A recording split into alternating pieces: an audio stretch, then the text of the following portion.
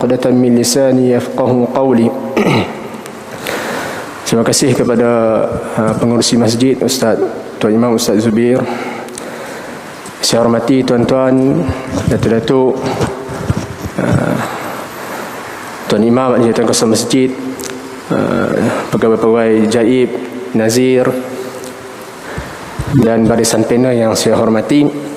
InsyaAllah tuan-tuan dan puan dirahmati Allah Subhanahu Wa Taala, pada pagi yang berbahagia ini kita berada dalam satu forum subuh, yang mana forum ini diberi tajuk, maksudnya forum ini adalah forum masjid di hatiku, yang mana tajuk ada pensyariatan solat jemaah di masjid atau surau. Ini satu persoalan, satu pertanyaan, dan kita tinggalkan persoalan dan pertanyaan ini kepada kedua ahli panel kita insya-Allah.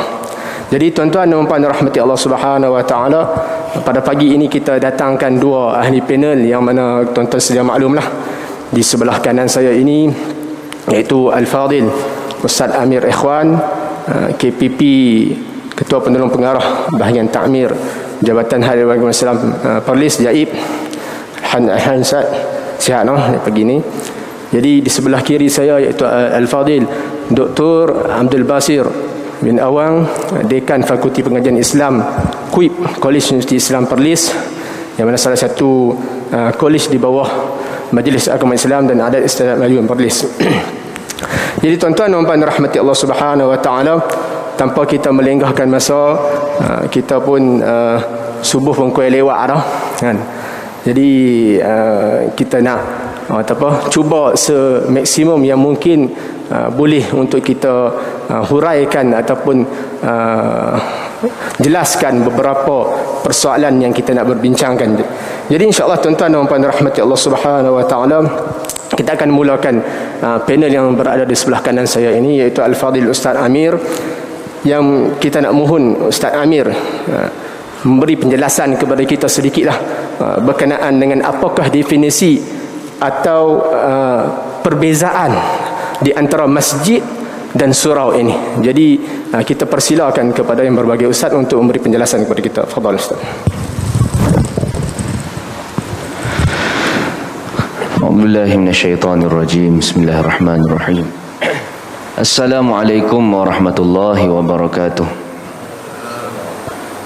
Alhamdulillah, wassalatu wassalamu ala rasulillah, nabiyyina Muhammad ibn Abdillah wa ala alihi wa ashabihi wa mawalah. Subhanaka la ilma lana illa ma 'allamtana innaka antal alimul hakim.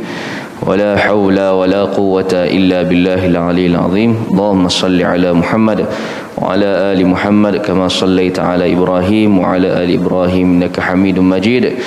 Wa barik ala Muhammad wa ala ali Muhammad kama barakta ala Ibrahim wa ala ali Ibrahim innaka Hamidum Majid. Saya hormati sahabat moderator Fadil Al-Allamah Ustaz Sufrizan,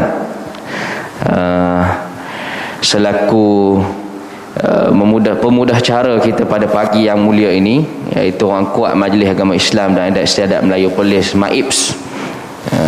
Tadi Ustaz ahlan wa sahlan, kita ahlan wa sahlan sekali lagi pada Ustaz lah. Alhamdulillah.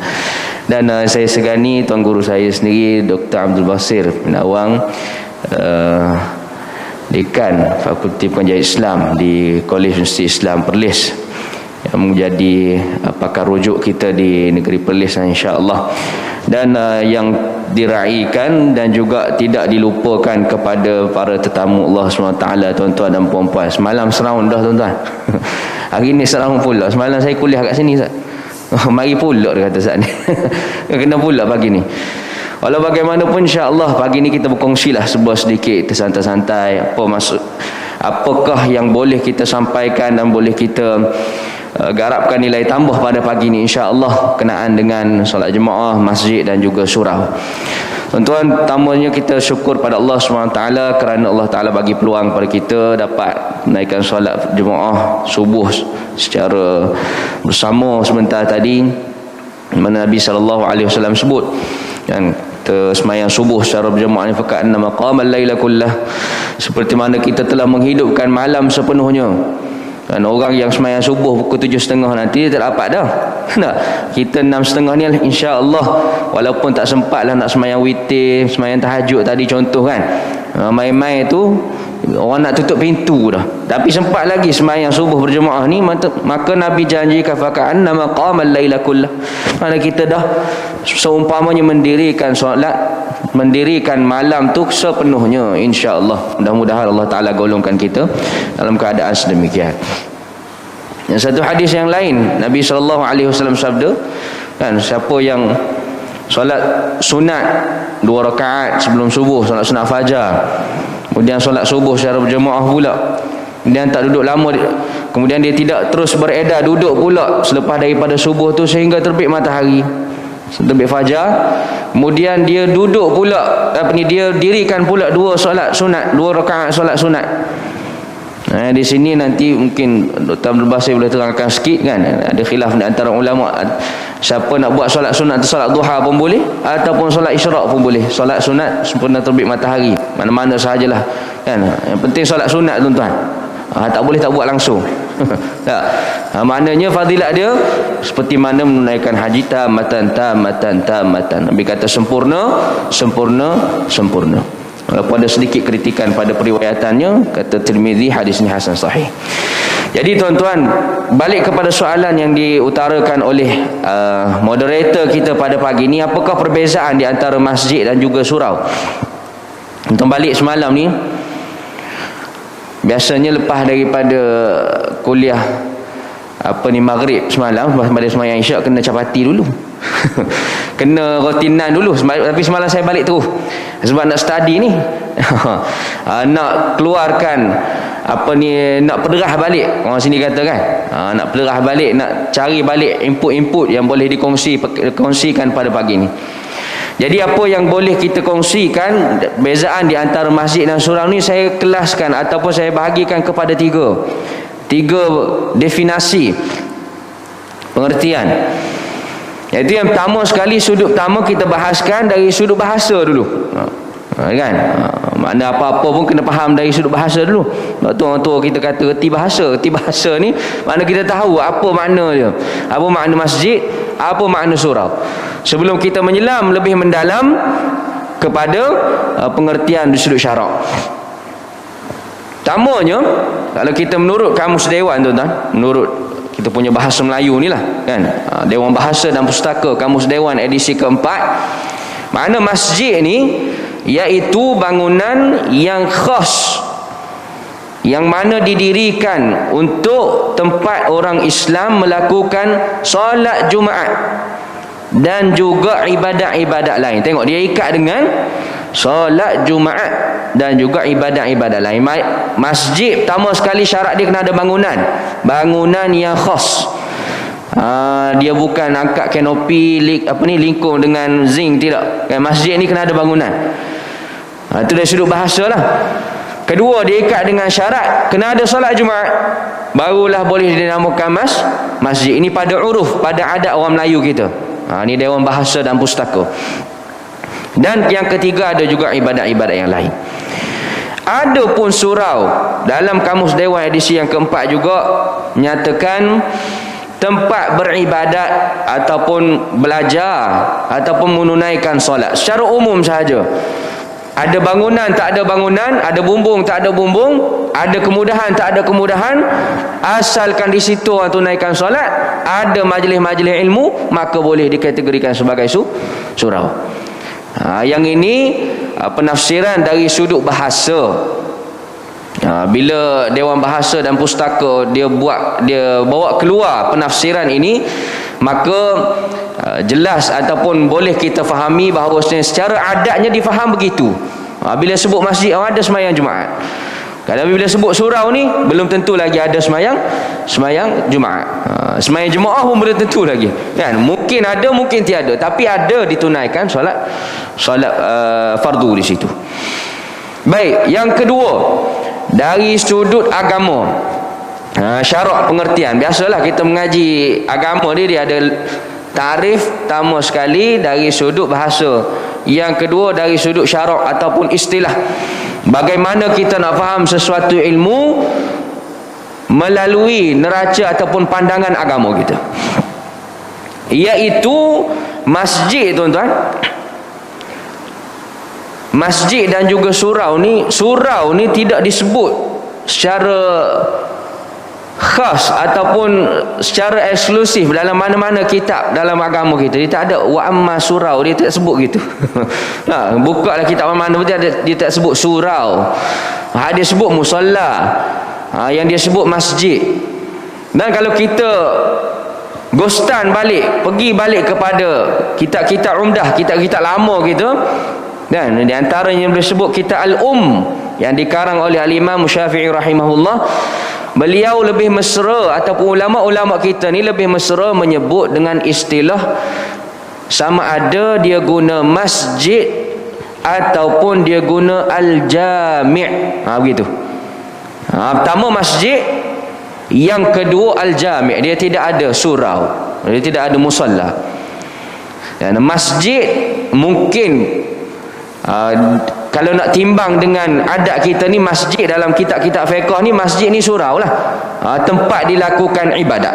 Ada padanya solat 5 waktu, tempat-tempat orang buat majlis ilmu, seperti mana penafsiran Dewan Bahasa tadi tu. Itu masjid bagi mereka.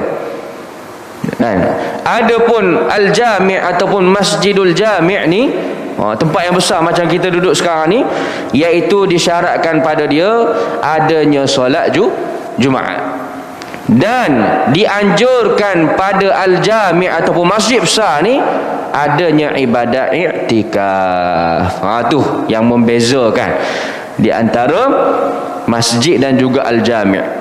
Bolehlah kalau kita nak kiaskan, nak timbangkan di atas kefahaman orang Melayu Islam kita di tanah Melayu ni, di Malaysia ni, dengan surau dan juga masjid. Surau tadi mengambil hukum masjid di dalam kitab fiqh, adapun masjid mengambil hukum al-jami' di dalam kitab fiqh. Mana kalau kita faham masjid itu ada sembahyang Jumaat, ada i'tikaf, ada ibadat-ibadat yang lebih khusus, yang lebih istimewa lagi berbanding dengan surau. Kata Imam Syafi'i rahimahullah dalam kitab ni, tuan-tuan, wal i'tikafu fil masjidil jami'i ahabbu ilaina. Dia kata ahabbu ilaina, maknanya Imam Syafi'i ni dia sokong, dia lebih cenderung untuk mengatakan ataupun memuatkan hukum i'tikaf ni, sunat muakkadnya berlaku pada masjid yang besar yang ada padanya solat Jumaat. Wa in i'takafa fi ghairihi faminal jumu'ati ilal jumu'ah, kata Imam Syafi'i. Ada pun i'tikaf pada selain daripada masjid, iaitu i'tikaf di surau ke, i'tikaf di musalla mana-mana ke, tempat-tempat persinggahan ke, maka faminal jumu'ati ilal jumu'ah, akan jadi masalah bila mana bertemu hari Jumaat ke Jumaat yang lain. Tuan-tuan tahu syarat i'tikaf ni dia tidak boleh putus kan. Mana kalau nak i'tikaf 10 hari bulan Ramadan tu, kalau berlanggar dengan hari Jumaat, keluar kita daripada, contoh kita i'tikaf di surau, keluar kita daripada masjid, daripada surau tu, maka terputus ibadat i'tikaf kita. Maka tidak disokong oleh Imam Syafi'i lah. Ni nak bukan nak fokus pasal i'tikaf, nak kita supaya kita faham apakah beza di antara surau dan juga masjid tadi kan. Bila kita niat i'tikaf di dalam surau tadi, mana kita terpaksa kita keluar daripada surau itu sebab tidak ditunaikan solat Jumaat. Itu antara membezakan lah, persempadanan di antara nak membezakan surau dan juga masjid. Allah Ta'ala sebut di dalam Al-Quran, wa antum akifuna fil masajid kan. I'tikaf ni ibadat yang khusus, ibadah yang eksklusif, yang dikhaskan di masjid. Dan juga dalam satu ayat yang lain, antahira baitiya lit-ta'ifin wal-'akifin war-ruk'is sujud. Maknanya antahira, dua-dua diperintahkan Nabi Allah Ibrahim, Nabi Allah Ismail, untuk mereka mensucikan baitiya, rumah aku, dia kata rumah Allah Ta'ala itu masjid lah, lit-ta'ifin, untuk orang yang tawaf, wal akifin, dan juga untuk orang yang beriktikaf, war ruk'i sujud, dan orang yang rukuk dan sujud, kan? Mana lebih khusus lagi lah berbanding dengan tempat-tempat lain yang kita istilahkan sebagai surau. Ada masa lagi? Jangan dibiarkan 2 jam pun boleh ni. Yang ketiga, dari sudut perbahasannya, dari sudut undang-undang. Tadi kita sebut dari sudut bahasa. Yang kedua dari sudut syarak. Tuan-tuan boleh beza dah tu, kan? Mana syarak kita kata apa? Masjid tempat ada Jumaat, tempat boleh iktikaf. Surau tidak. Sama ada dilakukan solat ataupun tidak, diadakan majlis ilmu ataupun tidak, kan? Itu surau, sama. Ada pun perbahasan dari sudut undang-undang, sebab kita ni duduk negara yang penuh berdaulat, raja berperlembagaan, kan? Maknanya kita ada undang-undang nak dilaksanakan. Apa penafsiran surau, apa penafsiran masjid, terutamanya kita di negeri Perlis ni. Tuan-tuan yang dimuliakan oleh Allah, kalau kita nak baca dari sudut undang-undang ni, kita kena tengok punca kuasa yang menjalankan tanggungjawab hal ehwal Islam di negeri Perlis ni. Pertama sekali kita kena buka enakmen pentadbiran agama Islam tahun 2006 di negeri Perlis. Iaitu Majlis Agama Islam dan Adat Istiadat Melayu Perlis ni sebagai pemegang dasar. Dia yang menentukan apa nak ditafsirkan masjid, apa yang nak ditafsirkan surau, apa yang nak ditafsirkan tanah-tanah yang boleh didirikan padanya ibadat. Jadi di dalam enakmen pentadbiran agama Islam tahun 2006 ni, dia telah meletakkan satu bab ataupun bahagian, iaitu bahagian yang ketujuh, ditajukkan dia sebagai masjid. Masjid sahaja, dia tidak sebut surau. Dan di dalam dia adalah beberapa bahagian yang boleh saya contohkan di sini. Contohnya section 99 dalam kurungan C. Di situ baru ada kecil sahaja disebut surau.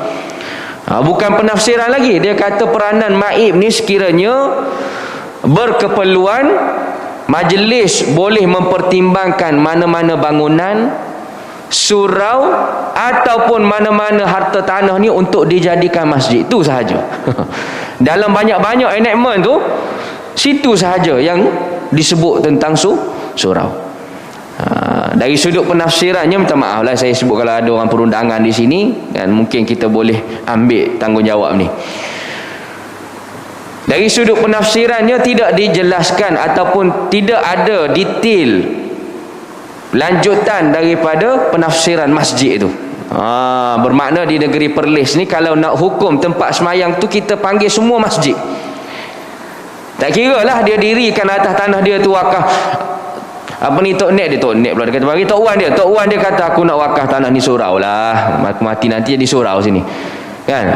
Surau negeri Arau kalau jadilah. Ada masjid negeri, ada surau pula. Surau negeri di Arau contoh, kan? Jadi kalau dia wakafkan surau sekalipun, dalam enactment kita dia masih lagi tertakluk di bawah terma masjid. Yang menafsirkan dia adalah majlis sahaja, kan? Nak membezakan ini surau, ini masjid, ini pusat pengajian dan sebagainya. Jadi kalau dari sudut implikasi ataupun kesan undang-undang tu, dia kena lebih perjelas lagi lah. Dalam mungkin untuk selanjutnya nanti, kan, ada apa ni, pakar pengamal undang-undang ni, dia boleh tafsirkan secara lanjut lagi apakah pengertian surau supaya penguatkuasaan tu berlaku lah, kan?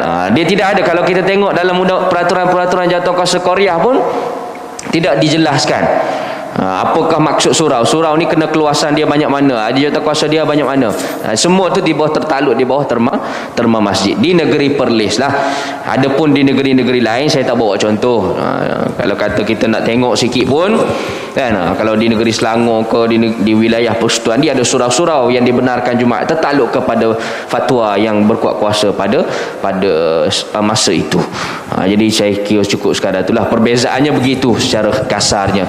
Tuan-tuan nak faham, masjid ni boleh ada Jumaat, ada ibadat-ibadat khas, maka surau tidak dihadkan kepada ibadat-ibadat khusus. Terima kasih moderator. Alhamdulillah, terima kasih kepada yang berbahagia Ustaz Amir Akhwan atas penjelasan tadi. Jadi kita dapat mengambil satu faedah, iaitu berkenaan dengan definisi masjid. Ini masjid ni didirikan untuk solat jemaat dan solat jemaah. Dan di sana adanya satu hukum khas, iaitu i'tikaf. Jadi insya-Allah tuan-tuan dan puan dirahmati Allah Subhanahu wa taala, kita beralih pada panel yang seterusnya, iaitu yang berbahagia Dr. Abdul Basir.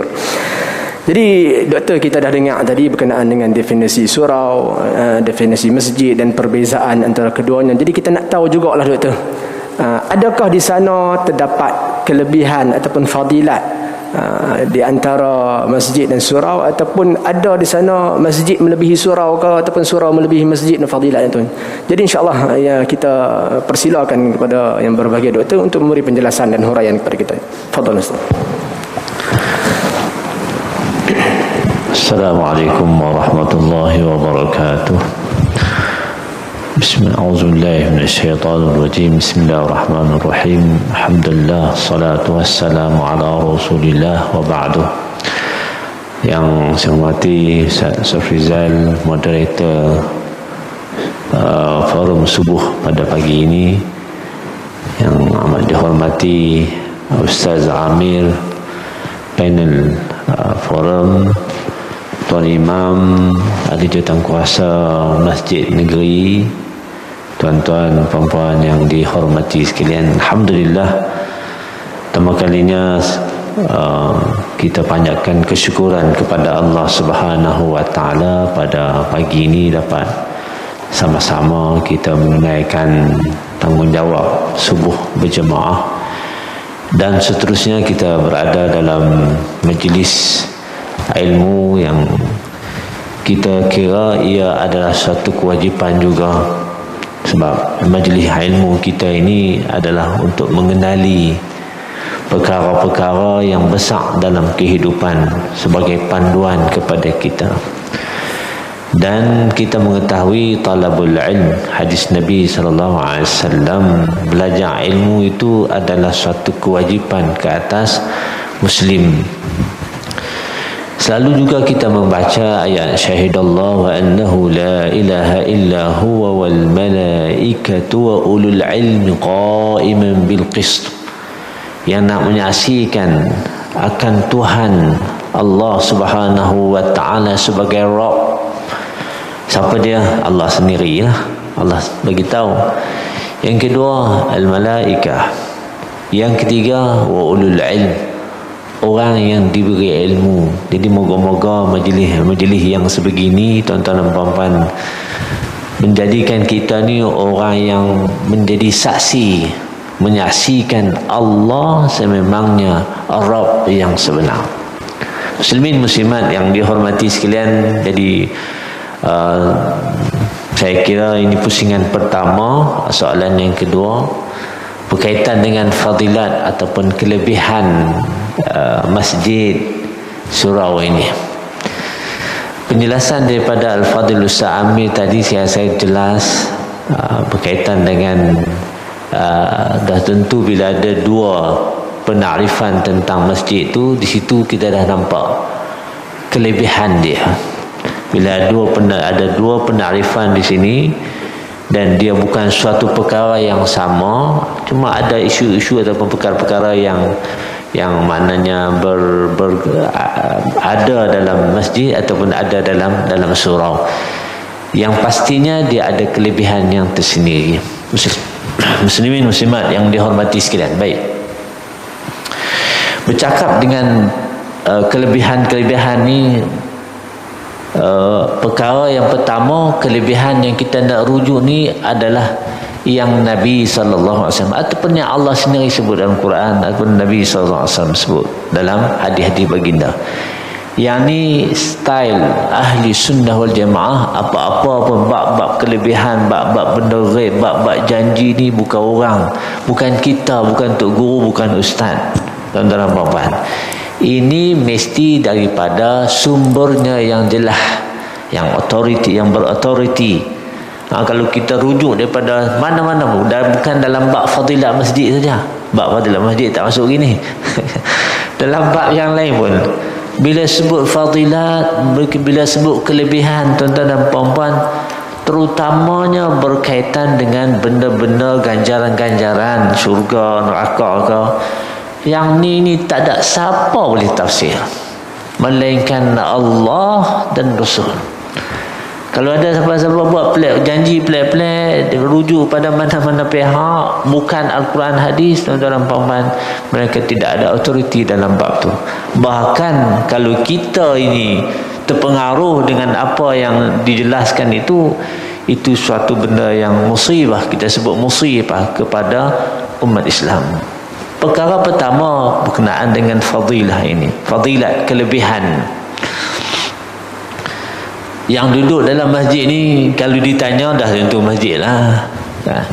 Tapi kalau ditanya orang yang duduk dalam surau tak mau main masjid, tuan-tuan dan puan-puan, mungkin dia ada jawapan yang tersendiri. Tapi kalau dia boleh kata masjid lebih surau lebih baik pada masjid, memang merapu lah, tuan-tuan dan puan-puan. Dia boleh imarah surau ataupun duduk pergi semayang di surau, tak apa, tidak ada masalah kita. Cuma kalau dia boleh buat keluar kata-kata surau lebih baik pada masjid, ini memang menyalahi dalam puan-puan. Sebab apa? Yang pertama sekali, kalau kita lihat, kalau nak sebut tentang fadilat ni, sebenarnya Ustaz Amir tadi pun dah sebut. Perkara yang pertama, kita sembahyang subuh jemaah. Lepas tu kita dalam majlis ini dikira zikrullah lah, kan? Sampailah matahari terbit saat lagi. Maka hadis yang dibaca oleh Ustaz Amir tadi, itu gambaran yang pertama. Kelebihan itu sebahagian ulama menyebut syarat untuk mendapat tamah itu, sempurna itu, syarat dia adalah sembahyang berjemaah di masjid. Sebahagian menyebut dia ada kait dengan masjid. Kalau di rumah sembahyang duha lah, tidak ada masalah. Tapi kalau di masjid, kelebihan yang tu lah. Sebab tu bila kait sikit saja dengan makan pada tempat yang kita ada itu, tuan-tuan dan puan-puan, dia akan jadi mulia balik. Pasal apa? Pasal tempat ini adalah tempat yang dimuliakan oleh Allah Subhanahu wa taala. Ahabbal bilad ila Allah taala al-masajid, ataupun riwayat yang lain ahabbal biqa' ila al-ard masajidaha. Apa dia? Tempat, negeri, apa lagi kita nak terjemah, tuan-tuan puan-puan? Biqa', bumi ini, dia maknanya bumi yang paling disukai oleh Allah, tempat yang disukai oleh Allah. Di atas muka bumi ini apa dia? Al-masajid, masajidaha. Masajidaha kita dah sebut tadi. Ustaz Ikhwan dah menjelaskan perbezaan dua perkataan tadi. Tempat inilah, ya, mungkin kita baca hadis Nabi sallallahu alaihi wasallam, hadis tentang kelebihan Nabi sallallahu alaihi wasallam, ju'ilat li masjida, ju'ilat li, Allah SWT jadikan al-ardu, bumi ini, masjidan wa tahura. Tapi di sini tuan-tuan dan puan-puan, dia masjidan di sini umum, bukan masjid ini, bukan masjid yang bina ni. Sebab tu kita tajuk pada pagi ini nak bezakan antara masjid dengan surau. Sebab surau ni bumi, dalam hadis ni maknanya di mana-mana saja di atas tanah, di atas bumi ini kita boleh sembahyang, tuan-tuan dan puan-puan. Di dalam masjid, di luar masjid. Siapa yang pernah pergi duduk jalan rata, terutama je di negara Arab lah, Ustaz Zainul dan Ustaz Amir, dia pun tak kira kita masjid surau di KLA cantik, dan sahabat. Tapi saya ingat zaman saya lah, waktu zaman saya pun KLA ataupun dulu Subang lah, cantik juga. Tapi di Arab tu sakan, tuan-tuan, dia ambil ujung tu ya. Dia ambil bahagian ujung tu bayang jemaah. Bagi dia masjid dah, tapi kita kira musalla, surau. Tak macam kita buat indah, elok, orangnya tu biasalah. Tapi di sana terbuka macam tu ya. Bila semayang, waktu semayang ramai orang. Apa pun bila Nabi SAW disebut dijadikan bumi ini masjidah wa tahura, maknanya yang ni umum, bukan masjid dalam bentuk yang kita fahami pada pagi ini. Jadi saya jelaskan yang kelebihan yang pertama, Nabi SAW sebut tempat yang paling mulia. Lepas tu kalau kita kuliah subuh di masjid, alhamdulillah, tuan-tuan dan puan-puan. Maghrib Isya, kuliah maghrib, tuan-tuan dan puan-puan. Tempat mana kita duduk? Tempat yang Allah paling sayang. Walaupun ialah di antara tempat-tempat yang Allah paling sayang ni dah tentulah Masjid Arau, masjid yang dekat-dekat masjid Gua Gajah ke. Tuan-tuan dan puan-puan, dia adalah senarai dia. Maknanya yang terbaik di antara tempat yang disayangi oleh Allah, nombor satu Masjidil Haram lah. Kan, berdasarkan hadis yang lain, Masjid Nabi, kemudian Masjidil Al-Aqsa, kemudian masjid mana lagi? Yang penting tuan-tuan dan puan-puan, makin banyak jemaah didirikan ataupun ramai jemaah dan mengikut apa yang ikut panduan-panduan dia itu, maka masjid itu di sisi Allah amat disayangi. Walaupun di masjid yang ada 5 orang 5 orang yang sembahyang dalam puan-puan. Masjid Arau ni Tuan-tuan abang memang hebat lah. Alhamdulillah tuan-tuan dan puan-puan, daripada dulu lagi, sejak saya mengenali masjid ni tahun 80-an tu ramai orang dengan tu imam dia, Masya Allah, dari segi bacaan dan seumpama dengan dia. Maka tuan-tuan dan puan-puan, ini adalah kelebihan yang pertama, iaitu tempat yang paling disayangi oleh Allah Subhanahu wa ta'ala. Baik, kemudian yang kedua, tuan-tuan dan puan-puan, Allah Subhanahu wa ta'ala ataupun Nabi SAW mengkhususkan ibadat-ibadat tertentu di masjid. Di surau tak boleh buat, tuan-tuan dan puan-puan. Di surau tak boleh buat. Ini kelebihan dia. Salah satunya disebut oleh Ustaz Amir tadi, iaitu berkenaan dengan i'tikaf. Di surau tidak ada i'tikaf, ada jumhur ulama. Jumhur sebut tidak ada, walaupun ada pandangan 1-2 tuan-tuan dan puan-puan, tapi jumhur tidak membenarkan al-i'tikaf di surau. Di masjid, alhamdulillah, tuan-tuan masuklah waktu mana pun, insya-Allah.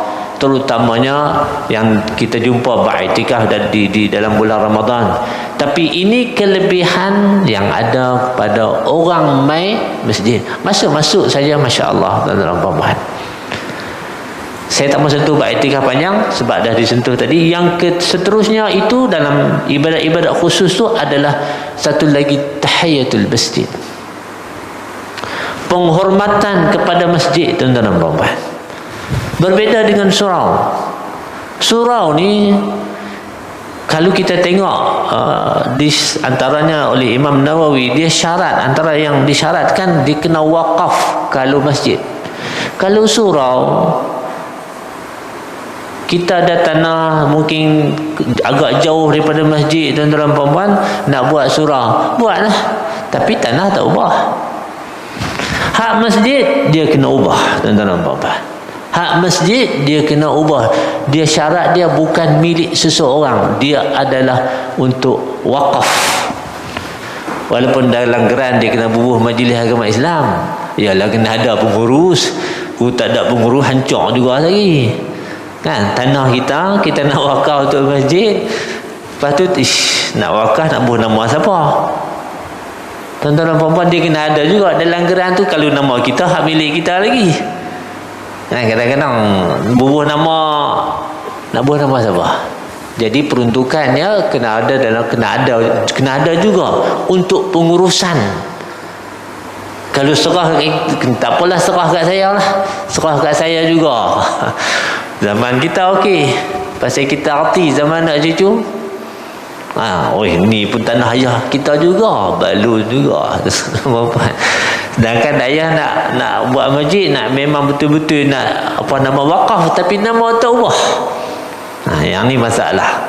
Jadi antaranya yang disebut oleh Imam Nawawi rahimahullah, perlulah masjid itu adalah bukan dimiliki oleh siapa-siapa pun. Kita kata lillah lah, betul lah. Cuma pengurusan tu kena ada untuk urus saja. Tuan-tuan dan puan-puan, kembali kepada tahiyatul masjid. Tang lain tak boleh. Di surau tak boleh.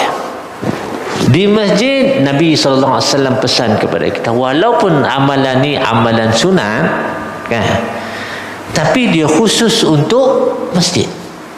idza dakhala ahadukum al-masjida fala yajlis hatta yarka' rak'atain. Nabi kata bila masuk masjid, di kalangan kita ni masuk masjid, jangan dia duduk sehinggalah dia selesai 2 rakaat. Tuan-tuan dan puan-puan, itu adalah satu kelebihan yang kita nak kena ambil lah. Kadang-kadang kita mari awal kan, bila kita mari awal duduk saja tu lebih baik. Memang sepatutnya kena mula dengan 2 rakaat dulu, baru kita duduk. Walaupun dia benda sunat, perkara sunat, tapi tuan-tuan dan puan-puan, saya nak tunjukkan itulah kelebihan yang perlu kita ambil. Kelebihan yang kedua, kelebihan yang terakhir tuan-tuan dan puan-puan untuk pagi ini dengan masa yang ada, Allah Subhanahu wa ta'ala menyebut kepada kita, fi buyutin adzinallah an turfa'a wa yuzkara fiha ismuh yusabbihu lahu fiha bil ghuduwi wal asal rijalun la tulhihim tijaratun wala bay'un an dzikrillah wa iqamis salah wa ita'iz zakah. Tuan-tuan ila akhir ayat. Kelebihan yang terakhir ini Allah sendiri sebut, fi buyutin, di masjid. Buyutin ini penafsiran oleh ahli tafsir merujuk kepada masjid Allah Subhanahu wa ta'ala. Azinallah yakni faradallah, kataballah, Allah telah fardukan, Allah telah arahkan apa? Pertama sekali an turfa di sini, turfa sya'nuhu, maknanya kena angkat masjid ini, letak pada tempatnya. Ahli tafsir antara Ibnu Katsir menyebut maknanya kena sucikan masjid ni daripada perkara-perkara yang tak baik, perkara-perkara tak elok. Dari segi syiriknya itu dalam bentuk maknawi, dari segi zahirnya kena bersih, kena jadikan tempat hak-hak dia, kena bagi hak-hak masjid tu. Wa yuzkara fiha ismuh, dan disebut di rumah Allah ini kelebihannya. Kita tak mau di rumah Allah ni ada benda-benda yang macam-macam, tuan-tuan dan puan-puan. Nak untuk orang itu, untuk orang ini dah. Allah sendiri sebut ini antara fungsi utama masjid, turfa sya'nuhu wa kadzalika yuzkar ismuh, yakni nama Allah Subhanahu wa ta'ala khusus untuk amalan-amalan ini. Baik. Kemudian Allah SWT sebut rijalun, ini kelebihan dia dalam obat. Hak duk main masjid ni bukan sembarangan orang. Bukan sembarangan orang, tuan-tuan dan puan-puan. Tidakkah ini satu kelebihan kepada kita orang yang mengimarah rumah Allah Ta'ala? Masjid kalau surau, tuan-tuan dan puan-puan, orang duk pergi, ya bagus, saya tak tolak kelebihan surau tu, boleh semayang, tuan-tuan dan puan-puan. Tapi nak dibandingkan dengan masjid, sebab masjid itu disebut secara khusus oleh Allah Ta'ala. Orang yang masjid ni rijalun la tulhihim tijaratun wala bai'. Hak duk main masjid ni orang yang tidak terpengaruh, tidak maknanya dilupai ataupun tidak maknanya dilupai perniagaan dan juga jual beli. Maksudnya tak ada siapa yang boleh mengganggu mereka nak mari ibadat kepada Allah Ta'ala. Menunjukkan kesucian, kebaikan orang yang hatinya ini kira dia ingat masjid. Tuan-tuan, hadis yang 7 golongan tu kan? Saya tak mau baca panjang ni pun dah lebih dah. Ustaz Rufizan pun dah tengok. Maknanya hadis tu pun cerita berkenaan dengan bagaimana 7 golongan yang mereka ni dilindungi oleh Allah, antaranya beberapa perkataan masjid dalam tu, tuan-tuan dan puan-puan. Jadi sebab tu, oleh kerana dia mulia, tempat ini mulia, maka dia memuliakan ahli dia, orang yang mengimarahkan rumah Allah Ta'ala. Wallahu ta'ala alam. Alhamdulillah, terima kasih kepada yang berbahagia Dr. Abdul Basir atas penjelasan tadi, yang mana kita dapat mengambil manfaat bahwasanya masjid ini adalah tempat yang pada Allah Subhanahu Wa Taala paling suka. Di antara tempat-tempat di atas muka bumi Allah Subhanahu Wa Taala ini tempat yang Allah Subhanahu Wa Taala paling suka, tempat yang paling mulia. Kerana masjid ni di sana tidak ada seperti mana tempat-tempat lain, kerana orang datang ke masjid untuk beribadat kepada Allah Subhanahu Wa Taala, membaca kalam Allah, berzikir kepada Allah Subhanahu Wa Taala. Jadi kita lihat di masjid juga adanya ibadat khusus yang mana disyariatkan dalam Islam. Solat Jumaatnya, solat tahiyatul masjidnya, adanya i'tikaf, adanya, dan masjid juga termasuk satu wakaf, bangunan wakaf yang mana dijadikan untuk rumah Allah Subhanahu Wa Taala. Jadi insya-Allah kita selesai pusingan yang pertama, kita akan beralih kepada pusingan yang kedua. Jadi pusingan kedua ni kita bagi hak masalah kepada kedua ahli panel kita ni. Kita nampak kat belakang tu nak kuih cerah dah, kita bagi seorang 10 minit. Jadi insya-Allah kita bagi kepada panel seterusnya, iaitu Ustaz Amir Ikhwan kita, yang mana kita dah dengar berkenaan dengan definisi dan perbezaan antara masjid dan surau dan fadilat-fadilatnya. Jadi kita nak tahu jugalah Ustaz, bagaimana cara kita semua ni untuk mempertingkatkan peranan dan fungsi masjid ni sebagai pusat Islam, sebagaimana yang terdapat pada zaman Rasulullah sallallahu alaihi wasallam dan para sahabat radhiyallahu anhum ajma'in. Jadi Ustaz insya-Allah dipersilakan. Bismillahirrahmanirrahim. Alhamdulillah, salatu wassalamu ala Rasulillah. InsyaAllah Ustaz, kita berpegang pada prinsip masa 10 minit kan. Tapi kalau kata kurang tu, saya kira ni banyak dah, Ustaz Sufri ambil 2 minit dah masa saya tadi. Saya nak cakap banyak ni kan, kalau kira cakap banyak tak cukup masa. Baik. Berbalik kepada soalan yang diutarakan oleh moderator berkenaan dengan peranan. Tuan-tuan, pertama sekali masjid ni tidak boleh lari dah kan daripada bertindak sebagai pusat ibadat. Dia tak boleh lari dah. Allah Ta'ala sebut dalam surah At-Taubah, la masjidun ussisa 'ala taqwa min awwali yawmin ahaqqu an taquma fihi. La masjidun, la depan tu adalah la taukid ataupun la al-ibtidaiyah, yufidu taukid, maknanya dia memberi makna penguat. Sesungguhnya hanya sedialah, kata-kata kan, masjidun, masjid ni ussisa 'ala taqwa, diasaskan di atas ketakwaan. Mana-mana masjid pun diasas atas dasar ketakwaan. Orang niat wakaf, orang niat nak sedekah, niat nak infak, dirikan masjid, semua tu di atas ketakwaan, bukannya di atas nak membanggakan apa semua kan. Kalau ada niat nak jadikan masjid sebagai satu perkara yang untuk dibanggakan, maka tidak mencapai matlamat untuk antaquma fi, haqqu antaquma fi, lebih ahaq, lebih berhak, lebih utama untuk kita antaquma fi, untuk didirikan padanya segenap segi ibadat. Jadi ini memang tidak boleh lagi. Fungsi utama masjid adalah menjadikan dia sebagai pusat ibadat. Sebab itulah kalau tuan-tuan tengok pada zaman Nabi kita Muhammad sallallahu alaihi wasallam, Nabi ni bergerak sahaja ataupun di mana sahaja dia berada, dia akan jadikan tempat itu sebagai tempat sembahyang dia. Contoh pergerakan Nabi daripada Mekah pergi ke Madinah, belum sampai lagi ke tempat, kita kira tempat di perkampungan Madinah lah, di Masjid Nabawi sekarang ni kan, di rumah Aisyah tu, bawah kubah hijau tu. Belum sampai di situ, singgah sebentar di Quba kan. Dia singgah di Quba. Siapa pernah pergi umrah, pernah pergi haji, dia tahulah perjalanannya. Daripada Mekah jauh tak jauh, lebih kurang 400 lebih kilometer lah kot kan. Kalau kata perjalanan di Malaysia ni lebih kurang 7-8 jam kan, sebab jalannya tak luas mana, lepas tu traffic light banyak.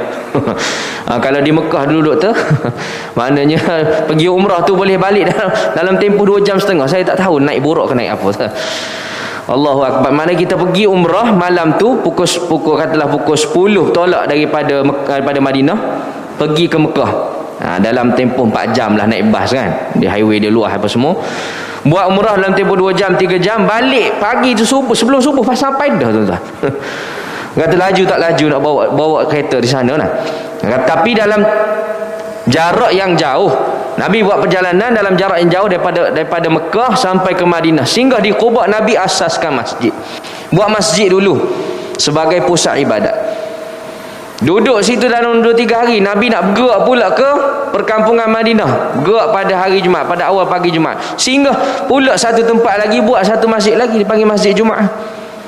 Nak kata pentingnya untuk diasaskan satu tempat yang dinamakan masjid, iaitu berperanan sebagai pusat ibadat yang memusatkan apa sahaja ibadat, tidak terhad kepada solat sahaja. Dan tuan-tuan nak berpuasa, nak lebih tenang berpuasa, mari berpuasa di masjid. Tuan-tuan nak lebih tenang bersedekah, menginfakkan harta, tambah sekali infak di masjid dulu. Sebab dia pusat ibadat. Dan apa sahaja ibadat-ibadat yang boleh ditunaikan. Yang kedua, tuan-tuan, masjid juga berperanan sebagai pusat pengembangan minda masyarakat. Yang ini alhamdulillah lebat di Malaysia kita berlaku. Tambah pula bulan puasa, duduk sekejap kuliah, kuliah subuh, lepas tu kuliah zuhur, lepas tu kuliah asar, sebelum asar, lepas tu kuliah maghrib. Tak puas lagi kuliah tazkirah waktu tarawih pula, isyak. Kan? Ni banyak dah, alhamdulillah. Melalui media-media sosial kita pun dah mula banyak, dah mula dirancakkan pengimarahan, walaupun bukan terhad pada premis masjid dan sebagainya. Kan? Dari peranan dia adalah sebagai pusat pengembangan minda masyarakat. Tapi tuan-tuan, bila kita nak bahaskan dari sudut pengimarahan dan juga pengembangan minda ni, dia trend sekarang ni dia tidak boleh jadi macam zaman 80-an, 70-an dulu. Dulu kalau tok guru buka kitab, seorang tak berani nak buat apa. Nak bangun pergi kencing berak pun takut. Takutnya dilempar rehal oleh tuan guru, kan? Tuan guru tegur 3 hari 3 malam tak lena tidur kita. Itu dulu. Tapi sekarang dengan permasalahan umat yang banyak ni, kita kena bergerak beribu-ribu langkah lebih terkehadapan berbanding dengan pusat-pusat pengajian yang lain. Ni masjid. Dengan cabaran kepada agama kita, orang menodai kesucian agama kita. Setiap hari orang duduk seru kepada keluar daripada Islam, tidak percaya kepada agama Islam. Maka masjid kena main peranan, kena cambahkan minda masyarakat dari sudut tu. Kena selamatkan akidah ummah, kena selamatkan akidah komuniti, kehidupan kejiranan kita melalui peranan dan juga program-program pengimarahan masjid. Dan dari masjid juga bertindak sebagai pusat irsyad, pusat pemberi penerangan. Ni orang ramai tanya, Tok Bilal, saya ni ragu sungguhlah berkenaan dengan qada qadar. Tok Bilal kata, minta maaf lah, saya tak ada ilmu. Jadi minta maaf awal lagi. Dia tak sampai kepada matlamat masjid itu sebagai pusat pengembangan ilmu minda masyarakat. Bukan Tok Bilal sini kata, Tok Bilal sini hebat belaka, 5 orang Tok Bilal sini kan, semuanya educated belaka, insya-Allah. Jadi setiap daripada pentadbir, pengurus masjid dan juga orang yang berperanan menghidupkan masjid itu, sekurang-kurangnya dia ni boleh bertindak secara langsung untuk mengembangkan minda masyarakat. Itu yang kedua. Yang ketiga juga, masjid perlu berperanan, bukan boleh tapi perlu dah, sampai tahap berkeperluan dah sekarang ni, berperanan sebagai pusat pengembangan ekonomi masyarakat. Tuan-tuan, bukan sekadar kita nak main semayang saja, kita nak main tunai ibadat saja. Muamalat pun dikira sebagai satu ibadat juga. Jual beli, urus niaga dan juga mengembangkan harta-harta orang Islam ni juga sebahagian daripada ibadat di dalam agama kita. Dan masjid sehingga kini menjadi pusat yang terbaik untuk kita melaburkan, untuk kita keluarkan balik hasil pelaburan itu, mengayakan umat Islam. Dan ini pusat pengembangan ekonomi masyarakat. Banyak sekarang ni platform-platform, contohnya kita boleh wujudkan pertubuhan, koperasi ataupun tabungan-tabungan yang boleh dimanfaatkan oleh masyarakat Islam. Kan? Ini tidak datang ke masjid, Ustaz Imam Bilal, siap haji, saya ni berah pun tak ada di rumah. Kata masjid pun tak ada berah, kata. Kan? Masjid pun tak ada duit. Masjid pun tak ada duit nak bagi kepada masyarakat. Ini malang dah, tuan-tuan. Dan jadi banyak masyarakat kita ubah channel, dia bagi signal, dia pergi ke tempat pusat ibadat yang lain yang boleh mengayakan diri dia. Jadi rugi kita bagi orang Islam. Pusat pengembangan ekonomi kita tidak capai matlamat. Allah Ta'ala sebut dalam Al-Quran kan, surah Al-Jumu'ah, ya ayyuhalladzina amanu idza nudiya lis-salah min yaumil jumu'ati fas'au ila dzikrillah. Kalau disuruh sembahyang Jumaat, maka bersegeralah kepada zikrillah, ingat pada Allah SWT. Wa dzarul bai', tinggalkan jual beli. Tapi fa idza qudiyatis salah, habis sahaja sembahyang Jumaat, fantashiru fil ard, maka bertebaranlah kamu di muka bumi. Dalam sebahagian ulama tafsir antara Ibn Kathir juga menyebutkan, bila selesai sembahyang Jumaat, dia tidak tertakluk dah kepada tegahan untuk jual beli tu. Mana di masjid tu tu juga hang boleh buat jual beli. Bukan dalam masjid lah, di perkarangan masjid untuk memperkembangkan lagi ekonomi dan juga menyelamatkan saraan kepada masyarakat Islam kamu ni. Kan? Agama kita dah hajar lama dah tuan-tuan, cuma kita mungkin terlepas pandang. Okey, yang keempat, iaitu masjid juga boleh menjadi pusat, sebagai pusat pengembangan komuniti masyarakat. Tadi minda ni komuniti kita kan. Komuniti ni bagaimana tuan-tuan? Kita jugalah jadi orang yang pertama melindungi masyarakat. Kalau ada keganasan rumah tangga ke, kalau ada masalah yang timbul dalam masalah kejiranan, maka masjid jadi tempat rujuk. Ini tidak, masyarakat kita dia pergi mana? Pergi balai polis dulu kan. Betul lah channel dia tu, mana saluran dia kepada undang-undang tu. Tapi bila dia pergi ke balai polis, dia punya kesan tu lagi banyak.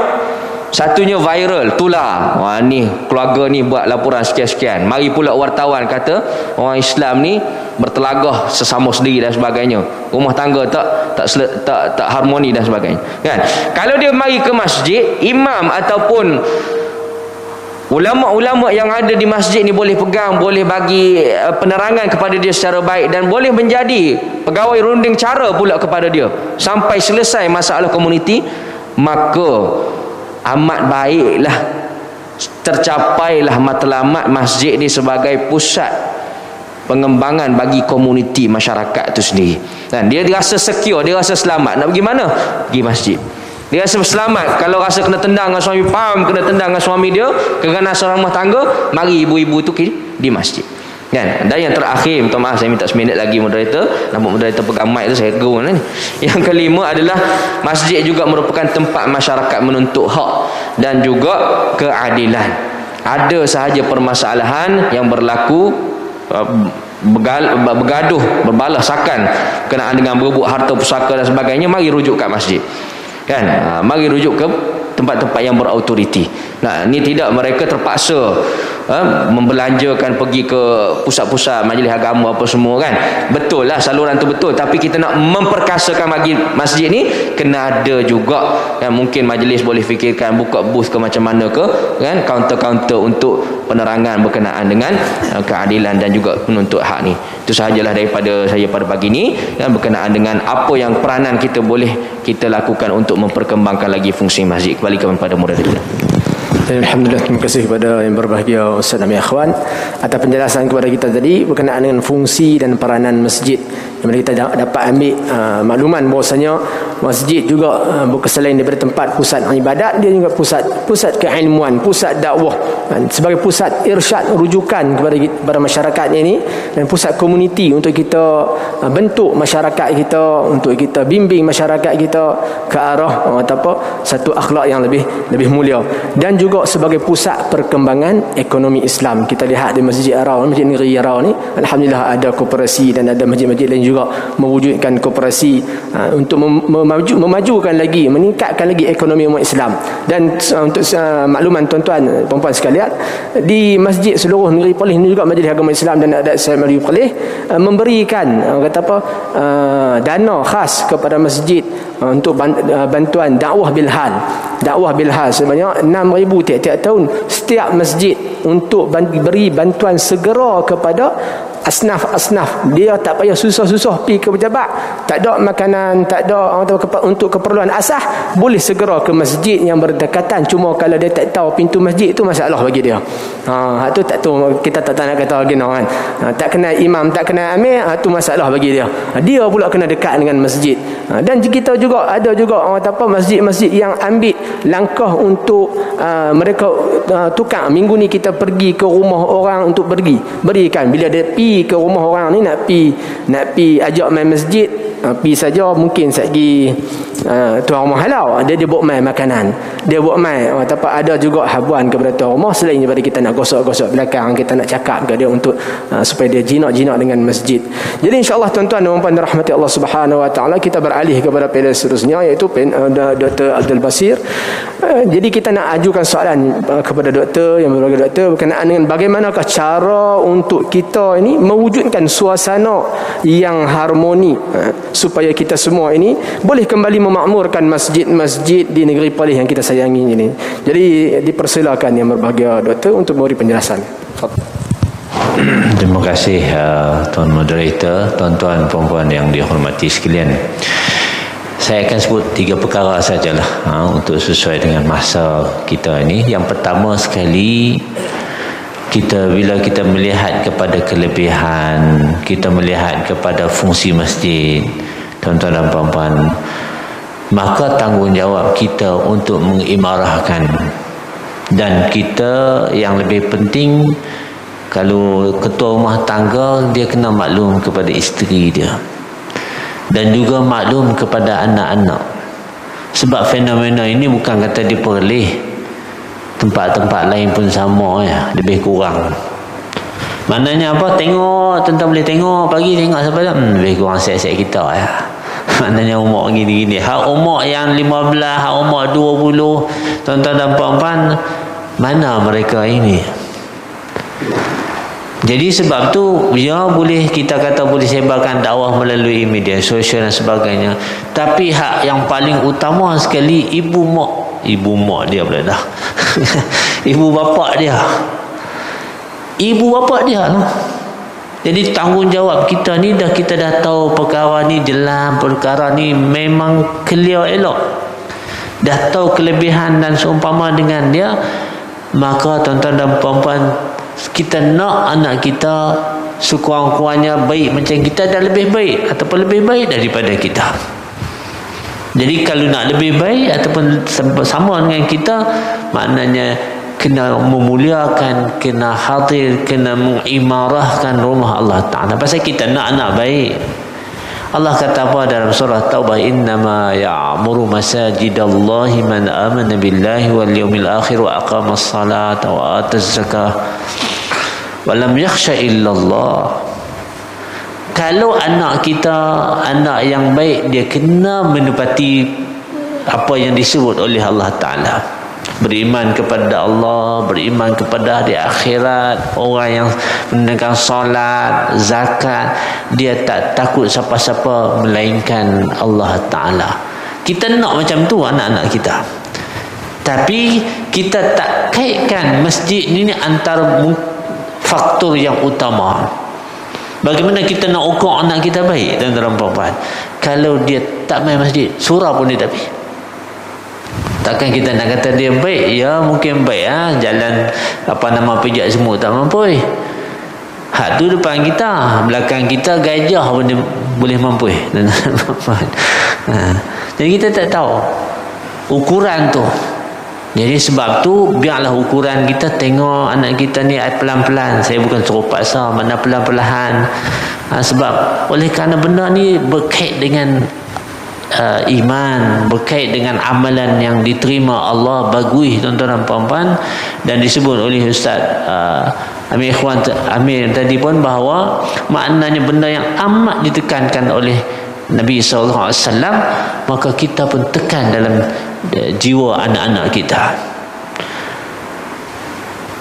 Majlis-majlis ilmu, saya yakin ustaz-ustaz duk mengajar ni tuan-tuan dan puan-puan, kadang-kadang majlis ilmu ni kalau tuan-tuan tengok Maghrib Aisyah tu, ya ramai orang lelaki, Ada masjid ramai orang perempuan, tapi ada masjid yang kadang-kadang ada seorang dua. Mungkin sebab zaman law ni lah, zaman COVID ni, pandemik ni, tuan-tuan dan puan-puan. Tapi maknanya perkara ni perlu dipikirkan sama-sama supaya dapat diimarahkan tempat yang Allah sayangi ini, masjid. Itu perkara yang pertama. Perkara yang kedua yang saya lihat di tempat kita secara khusus, kenapa berlaku kadang-kadang masjid tak ramai, surau pula ramai. Surau pula ramai, sedangkan surau dengan masjid itu tak jauh mana pun. Tuan-tuan dan puan-puan, ni ada benda yang tak kena. Tak kena ni ada dua yang saya nak sebut pada pagi ini, dua perkara. Yang pertama sekali, cara pengamalan tak sama. Ini pun satu perkara. Masjid amalan dia style lain, surau amalan dia style lain. Hak tu kita kena akur lah, tuan-tuan dan puan-puan. Jadi sebab tu, siapa-siapa yang di masjid ke yang di surau, bagaimana kita nak menentukan hak mana? Bukan masalah imam tu aku kenal, jadi kita pergi surau, hak imam ni aku kenal, aku pergi ke masjid. Bukan pasal itu, tuan-tuan dan puan-puan. Kita nak kena tengok balik cara yang diamalkan oleh Nabi SAW, yang diikuti oleh para sahabat.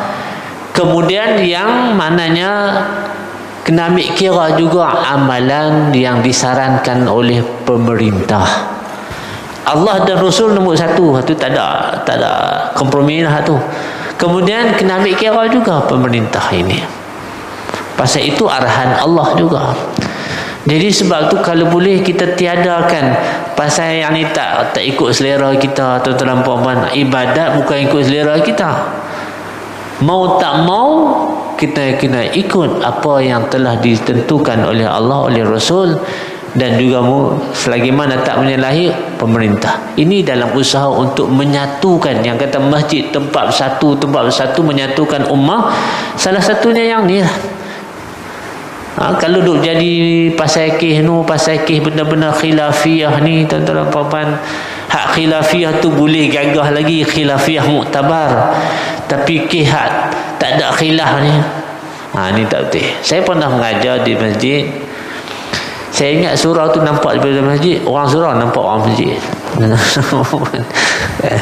Jadi rasa tak syok. Kebetulan pula masjid tu sound dia tak apa kemah, hak surau tu kemah lagi. Jadi benda ni kita sama-sama tengok balik. Tak apalah kalau bincang dengan majlis, tukar surau tu di masjid, ikut suka hampa lah.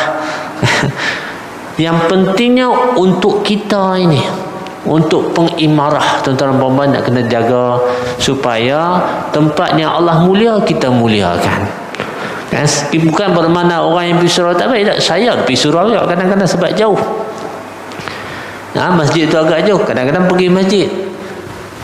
Jadi maknanya ada yang terutamanya orang perempuan, maknanya orang tua-tua, orang yang dia tak mampu untuk bergerak jauh, tak apa tu untuk menunaikan sembahyang di surau, silakan, tidak ada masalah.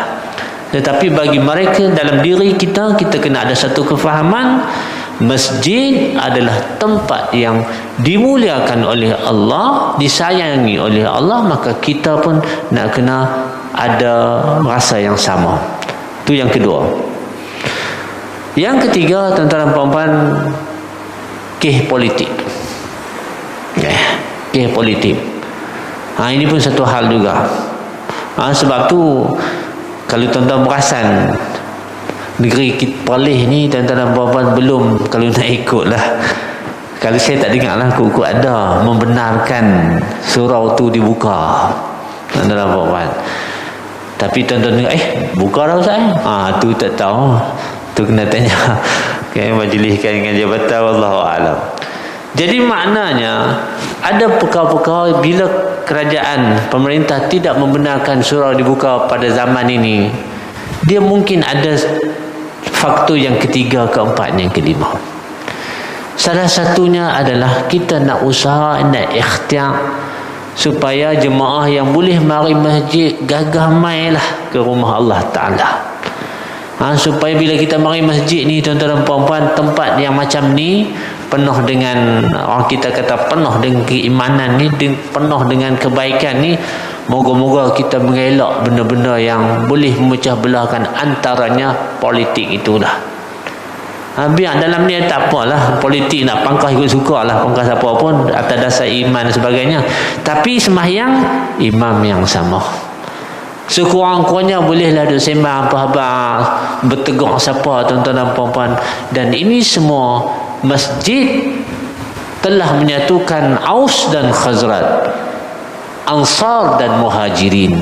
Samalah juga kita tuan-tuan puan-puan, kita harap, kita berdoa moga masjid juga akan menyatukan umat, khususnya di negeri perkelih kita Malaysia ini tuan-tuan dan puan-puan, di atas manhaj yang betul. Wallahu ta'ala alam, yang baik daripada Allah. Minta maaf di atas barang kesilapan. Aku lu qauli hadza wa sallallahu alaihi wasallam. Assalamualaikum warahmatullahi wabarakatuh. Assalamualaikum warahmatullahi wabarakatuh. Alhamdulillah, terima kasih kepada Fadil Dr. Abdul Basir atas penjelasan yang terakhir dalam pusingan yang kedua ini. Jadi insya-Allah pusingan kedua adalah, jadi apa yang kita dapat manfaat dan faedah yang kita dapat kutip daripada penjelasan yang disampaikan tadi, bahwasanya harmoni, untuk kita mewujudkan satu harmoni ini ke dalam masyarakat kita, untuk memakmurkan masjid rumah Allah Subhanahu wa taala, kita kena ketepikanlah perbezaan-perbezaan khilafiyah yang mu'tabar, yang disepakati benda itu adalah khilaf. Kemudian berkenaan dengan perbahalan politik, kita lihat masyarakat kita berpecah dari segi politik, macam-macam masyarakat, tapi tiba-tiba mai dalam bab ibadat, dalam bab pengimarahan masjid pun kita nak berpecah. Masjid masih lagi kosong, masih lagi tak ramai, tiba-tiba mereka nak buat berjemaah lain, sedangkan kelebihan yang kita sebut pada awal tadi, lebih Allah Subhanahu sukai masjid yang ramai, bilangan jemaahnya lebih ramai, lebih disukai oleh Allah Subhanahu wa taala. Jadi dengan program yang ada di masjid-masjid ni, Jabatan Agama anjurkan takmir, ada kuliah subuh, kuliah maghrib, muslimat pun ada duha, ada asarnya, ada halaqah Quran pula tiap-tiap pagi subuh pun kita ada bacaan Quran, guru agamanya yang dilaksanakan oleh Jabatan Mufti. Jadi semua program-program ini, pengimarahan masjid ini kita laksanakanlah, kita wujudkan suasana yang harmoni dan fungsi-fungsi dan peranan dari masjid ini, beserta dengan kita lihat akan kelebihan-kelebihan yang diberikan oleh Allah Subhanahu wa taala. Jadi kita berada di akhir forum. Saya mewakili ahli panel kita dan juga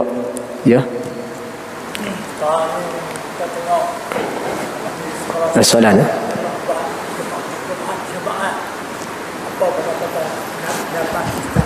berkenaan dengan sekolah.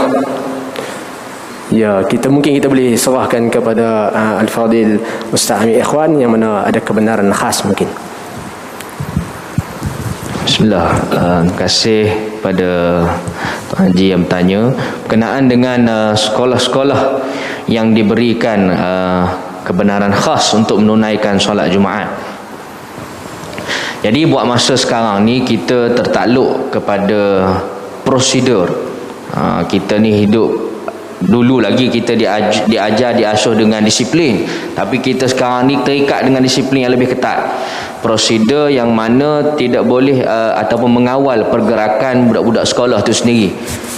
Maknanya pelajar di murid-murid di sekolah tu tidak disarankan untuk tidak bergerak terlalu bebas. Jadi dengan inisiatif itulah hasil daripada perbincangan di antara Jabatan Kesihatan Negeri Perlis dengan pihak-pihak berkuasa agama negeri yang terajui oleh Jabatan Agama Islam, Majlis Agama Islam, Jabatan Mufti apa semua, meresolusikan ataupun menatijahkan keputusan untuk dibenarkan buat sementara waktu sahaja.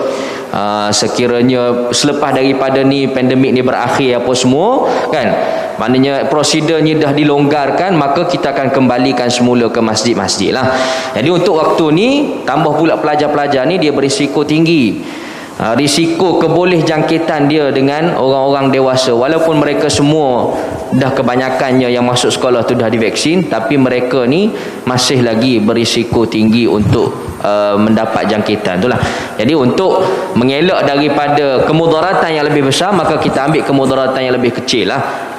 akhafud dararain tu berlaku di situ, mana kemudaratan yang lebih ringan, untuk kita tunaikan masjid bersama dengan komuniti dia sahaja. Mana kita wakil-wakil jabat agama ni pergi, kalau kena wal'iyadzubillah, kalau kenalah takdir kena jangkitan tu, seorang tu je lah, imam tu je lah kan. Kalaulah keluar daripada contohnya jiran kita Al-Ma'a ni, 50 orang, 100 orang datang ke Masjid Negeri Arau, tak kedua-dua kena kena kuarantin nanti, ataupun menerima mudarat yang lebih besar. Jadi dengan tujuan itu, maka pihak-pihak berkuasa agama ni mengambil satu ketetapan untuk sementara ni kita melaksanakan Jumaat dalam komuniti dia. Kita ambil pendapat yang paling ringkas lah. Walaupun di Al-Ma'a ni mungkin selesai, di sekolah-sekolah menengah yang ada asrama yang berskala kecil ni mungkin ada 10 orang, 15 orang, kita juga tunaikan pada dia solat Jumaat, bagi mengurangkan, mengecilkan keboleh jangkitan sakit tadilah. Itulah untuk masa sekarang ni. Dan pendapat ni ataupun ketetapan ni boleh berubah dari semasa ke semasa, bergantung kepada kita punya kemajuan ataupun kesembuhan daripada wabak COVID-19 ni. InsyaAllah kita doakan supaya benda ni berakhir. Itulah ulasan daripada saya, pihak wakil Jabatan Agama.